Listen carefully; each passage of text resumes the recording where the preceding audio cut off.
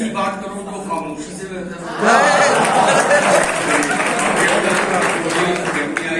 करना चाहता था कि ये सेशन बड़ा जानदार सेशन था और इसमें सवालात मतलब इतने बड़े बड़े प्रोफेसरों को मेरे ख्याल में 30-40 साल के बाद जो है इस बात का अंदाजा हुआ होगा कि हमसे भी सवालात किए जा सकते और उन्होंने जो है फिर बदी सवालों के जवाब अपने अपने ज़ौक़, अपने मुताले और अपने तजुर्बे की बुनियाद पर दिए।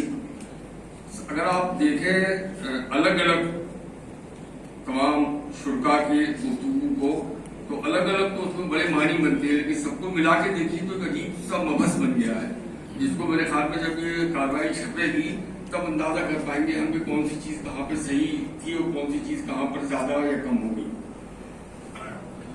एक छोटी सी बात याद करना चाहता हूँ, वक्त कम है और अज़ान हो चुकी, नमाज का भी वक्त है। मैं अपने अजीज गिरामी कद्र के सवाल का भी जवाब देना जरूरी समझता हूँ क्योंकि वो बुनियादी सवाल है कि जब अज़ान हुई तो अज़ान के बाद जो है प्रोग्राम बंद करने की क्या जरूरत थी। मैं सिर्फ ये कहना चाहता हूँ कि दो तरीके की तहजीबें हैं। एक तहजीब वो होती है जब अज़ान हो तो खामोशी के साथ आदमी खामोश हो जाए और अपने कामों को छोड़ दे फिलहाल जो कर रहा है, और दूसरी तहजीब ये होती है कि अज़ान हो रही है तो जैसा चाहे करते रहो, तो ये अपनी अपनी तहजीब की बात है, जैसा आप उसको कबूल कर लें।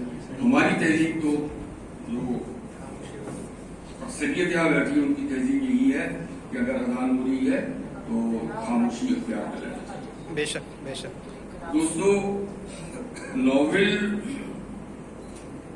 कैसे लिखा जाना चाहिए और नॉवेल में क्या होना चाहिए, ये सवालात जो हैं ये गालिबन तदरीसी एतबार से तो बड़े बहुत अच्छे माने जा सकते हैं किसी मुज़ाकरे के लिए, लेकिन दर हकीकत जो है ये एक तरीके से इन सवालात के जवाब जो है वो तख्लीक़कारों को के ऊपर एक पाबंदी सी आयद कर देती है अगर वो इन पाबंदियों को कबूल करना चाहे तो।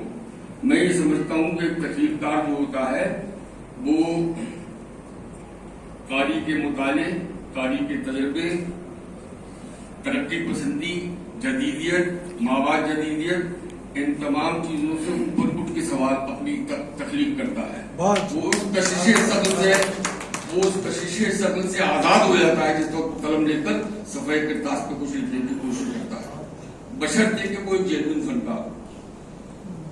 यहाँ मुझे बड़ी खुशी हुई इस बात को सुनकर, सईद साहब ने भी कहा, मसूद दानिश साहब ने भी कहा और इन बाकी के दो हजरात ने कहा नहीं, लेकिन दिल में उनके भी यही था कि जो अदब लिखा जा रहा है या नॉवेल की शक्ल में उसमें 70% वाकई ऐसा है कि उसे न पढ़ा जाए तो अनसब बहुत मुनासिब। नीरज साहब ने एक बात कही जिसका इयादा हमारी सामीन की तरफ से भी हुआ, जटिलता की बात और कॉम्प्लेक्सिटी की बात। मैं अर्ज करना चाहता हूं कि किसी आसान चीज में सन्नाई पैदा करना और उसको पेचीदा बनाना ये हो सकता है एक हुनर, लेकिन बहुत पेचीदा चीजों को आसान बना के पेश करना ये असली फन है। क्योंकि गाली जो आपकी किताब 200, 250, 400, 500 रुपए में खरीदता है वो पहेलियां पूछने के लिए किताब नहीं खरीदता, वो एक संजीदा किस्म की आला दर्जे की फरहत हासिल करने के लिए किताब खरीदता है और उस फरहत के साथ जो है बसीरत भी शामिल रखता है वो, इसमें वसीयत भी मिले। तो ये जो पेज दर पेज किस्म की चीजें होती है जिनको वैसा का वैसा लिख दिया जाता है वो नाकाबिल कबूल होती है और वो किताबें अपनी मौत आपसे मर जाती है। आप जदीदियत के जमाने में लिखी हुई कहानियों के बारे में सोचिए, आज सिर्फ सुरेंद्र प्रकाश की 2 कहानियां जिंदा हैं, रोने की आवाज और बाज़गोई, और बाज़गोई का भी आधा हिस्सा बिजू को भी शामिल कर लिया। असल तो आप बम्बे के तो उनकी खातिर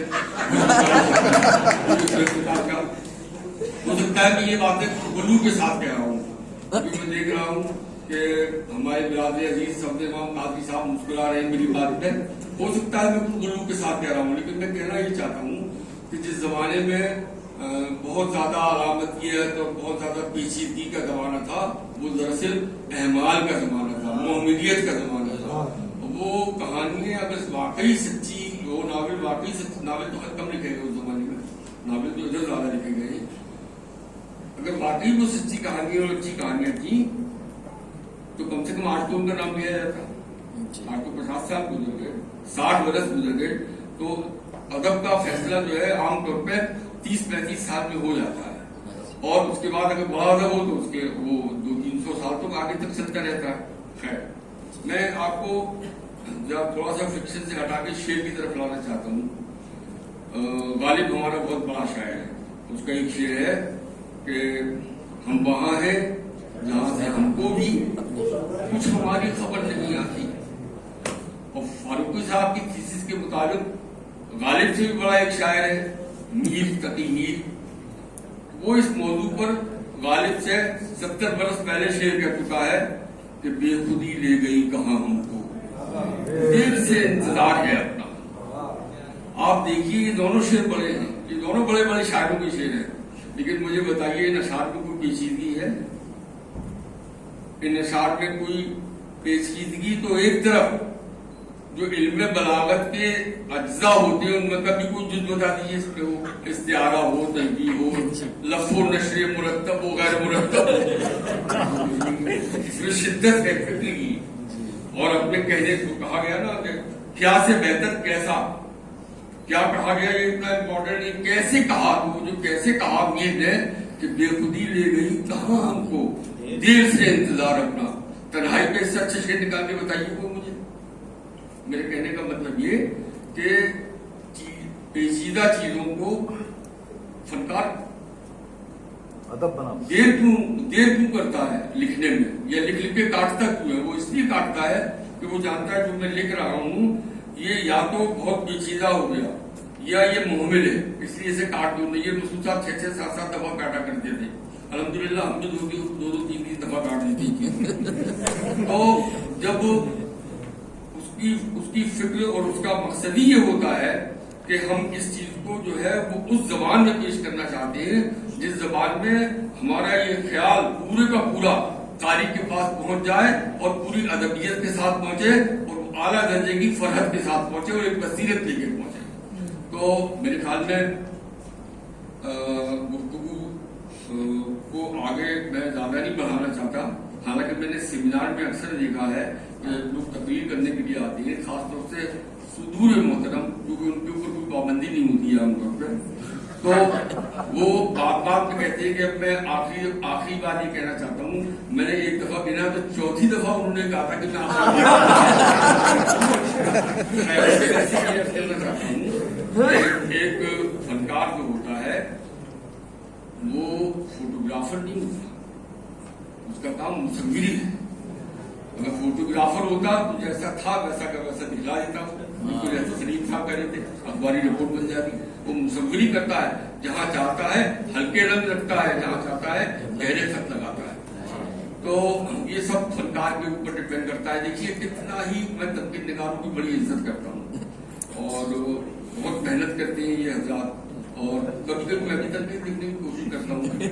मुझे महसूस होता है वाकई कि किसी एक फनकारे पे थोड़ा सा लिखने के लिए कितना पढ़ना पड़ता है और कितना जहन सूजी करना पड़ती है। मैं बहुत इज्जत करता हूँ उनकी, लेकिन मैं एक बात ये बहुत अदब के साथ कहना चाहता हूँ कि तनकीद की किताबें पढ़ डालिए, लेकिन आप इस बात का सुराग नहीं लगा पाएंगे तकलीफ कैसे पैदा हो। तकलीफ निगाह को नहीं मालूम था कि तकलीफ कैसे पैदा होती है, क्योंकि पुरस्कार चीजें हैं उन्हें पुरस्कार रहने दीजिए। अब मैं वो आखिरी बातें कर रहा हूँ। आखिरी बात ये करना चाहता हूँ कि हमारे 21वीं सदी के नॉवेल में सब रफ्तार के ऊपर ये सेमिनार हुआ। मैं बहुत मुबारकबाद देता हूँ अदब इस्लामी के मुंतजिमीन को। वो तकरीबन हर साल कोई ना कोई बड़ा जलसा करती है, पहले भी मुझे इनके जलसों में आने का की सादत हासिल हुई है। तो बहुत उम्दा मौजूद में सेमिनार किया। मैं बहुत आसान लफ्जों में ये बात कहना चाहता हूँ कि उर्दू नॉवेल की 21वीं सदी में रफ्तार तो बहुत उम्दा है, सब के बारे में फिर सोचेंगे। तकरीबन 200 नॉवेल लिखे जा चुके हैं। 2016 में जब सेमिनार हुआ था कलकत्ता में, उस वक्त तक 117 नावल लिखे जा चुके हैं। और पाकिस्तान के नावल इसमें शामिल नहीं है, न वो मिर्जा अफर बेग के नावल शामिल है, न मोहम्मद हमीद शाहिद के नावल शामिल है, न कराची वाले शामिल है, न कोई और नावल शामिल नहीं, सिर्फ हिंदुस्तान में नावल। तो सब के बारे में जो है वो फिर बैठ के नावल पढ़ के सोचा करेंगे कि सब कि एक चीज जो है पिछली सदी के मुकाबले में इस सदी में ज्यादा देखी हुई कि वो अब नावलों की ज़खामत, कुछ नावलों को छोड़कर अब नावलों की ज़खामत कम होने लगी है। हालांकि अभी ऐसे ऐसे नावल लिखे जा रहे हैं जिन्हें बिला तशबीह बिला तमसील रहल कर रख के पढ़ना पड़ता है, लेकिन वो गिनती में कम है। और जो हमारे पास नावल है वो इसलिए मुख्तसर लिखे जा रहे हैं कि वक्त की कमी, इसका एक जवाब है, वक्त की कमी है इंसानों के पास आजकल। एक दूसरी चीज ये, उसके ऊपर काफी बहस भी हुई, दलित डिस्कोर्स पर भी बहस हुई, लेकिन ये हकीकत है कि 21वीं सदी में जो उर्दू नावल लिखे गए उसमें कमजोर तबकात की नुमाइंदगी बढ़ी है पहले से। उसकी एक वजह तो ये भी हो सकती है कि कमजोर तबकात को अपने कमजोर होने का एहसास बेदार हुआ हो उनके अंदर, और एक दूसरी वजह ये भी है कि खुद कमजोर तबके के हाथ में भी कलम आ गया, चाहे औरत हो चाहे दलित हो चाहे हाथ में कलम आ गया है। अब वो तमाम उस डिस्कोर्स में लिखे जाने वाले तमाम फन पारे जो है वो फन की आला सतह को छूते हैं या नहीं छूते, इस पर बहस बाद में कभी होगी, लेकिन बहरहाल क्वांटिटी के एतबार से वो चीजें बढ़ी हैं।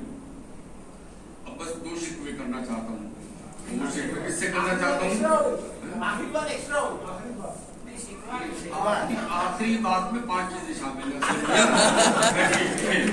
तो ये अर्ज करना चाहता हूँ, हालांकि बड़ी बेतुकी बात भी लगेगी, लेकिन कभी कभी बेतुकी बात भी सुन लिया कीजिए, हो सकता है उसमें कभी कोई तुक पैदा हो जाए। हमारे अदब में जासूसी नॉवेलों की एक बड़ी अहमियत थी। बड़े बड़े लोगों को हमने जो है जासूसी नॉवेल पढ़ते हुए देखा, और सब तो नहीं लेकिन कम से कम इब्ने सफी एक ऐसे थे जिनके नावलों में बड़ी अदब की चाशनी हुआ करती थी। शाही नकारा, बर्फ के भूत, और डेढ़ मत वाले, और बेचारा बेचारी वगैरह वगैरह 150-200 नावल लिखे उन्होंने।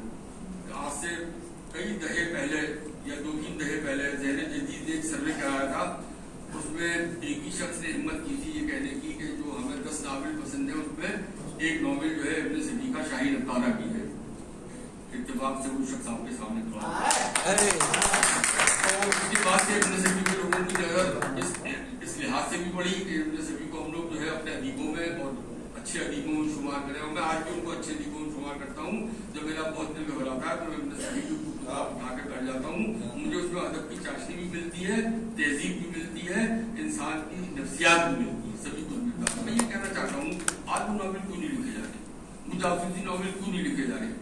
कोई मुझसे ये न कहे कि वक्त बहुत कम हो गया है। अगर वक्त कम हो गया है तो वो हैरी पॉटर के लिए भी तो वक्त कम होना चाहिए था। हैरी पॉटर 7 जिल्दों में है, और बरतानिया और अमेरिका के बच्चे ही नहीं, हिंदुस्तान के बच्चे भी 7 जिल्दी पढ़ चुके हैं, 3-3, 4-4 मरतबा पढ़ चुके हैं। और जबकि वो जो उसमें वो जो मवाद है उन 7 जिल्दों में, तो उसने तो बेचारे ने 300 सफ़हात की किताब लिखी, 2100 सफ़े में वो मवाद है। हमारे पास 47,000 सफ़हात है कहानियों पर, 47,000 सफ़हात, 47,000 सफ़हात। आप गौर कीजिए कि जिसके पास 47,000 सफ़हात हो जिस जबान के पास, क्या उस जबान वाले जो है उनको कंडेंस करके, थोड़ा सहल करके, थोड़ा आसान करके, कि अपने बच्चों को तोहफा नहीं दे सकते? और आप कहेंगे बच्चों को तोहफा तो दे देंगे, बच्चों के पास जो है वो उर्दू की आशनाई कब है? तो मैं कहता हूँ कि ये आशनाई पैदा करना भी तो तुम्हारा और मेरा ही काम है। आप उस आशनाई को पैदा कीजिए, मौलवी रख के पढ़ाइए, मकतब में कम्युनिटी मकतब कायम कीजिए, मदरसों में भेज के उर्दू पढ़ाइए, 1 साल पढ़ाइए, 1.5 साल पढ़ाइए, दादी अम्मी पढ़ाएं। माँ बाप से तो उम्मीद रखिए, उनको खुद ही उर्दू नहीं आती। इतने बड़े बच्चों के माँ बाप हैं, वो खुद बेचारे उर्दू से ना आशना है, तो उन बच्चों को उर्दू पढ़ाइए। असल चीज जो है वो यही है कि अगर हम अपने नई जनरेशन को, अपने बच्चों को अगर हम सफाई करतास और पक्की स्याही के रिश्ते से दूर रखते हैं तो ये बड़ा जुल्म होगा उनके ऊपर। न वो बड़े होकर आपका दरिया पढ़ पाएंगे, न नेमत खाना पढ़ पाएंगे, न आखिरी सवारियाँ पढ़ पाएंगे, न तिलिस्म मुगशरुबा पढ़ पाएंगे। तो जरा इस पर भी कभी गौर करने की जरूरत है। हज़रात गिरामी, मेरे ख्याल में मैं अपने औकात और अपनी औकात दोनों तो यार मुझे बहुत खुशी है कि आपने ध्यान से सुना और खुश होकर सुना। और मैं बहुत ज्यादा जिक्र करना चाहता था अपने दोस्तों की गुफ्तगू का, जो सदारती कलिमात के लिए जरूरी भी होती है, लेकिन वक्त की कमी की वजह से मुझे कुर्बान करना पड़ा। बहरहाल मैं एक दफा फिर मुंतज़िमीन का तहे दिल से शुक्रिया अदा करता हूँ कि उन्होंने साथ जिंदा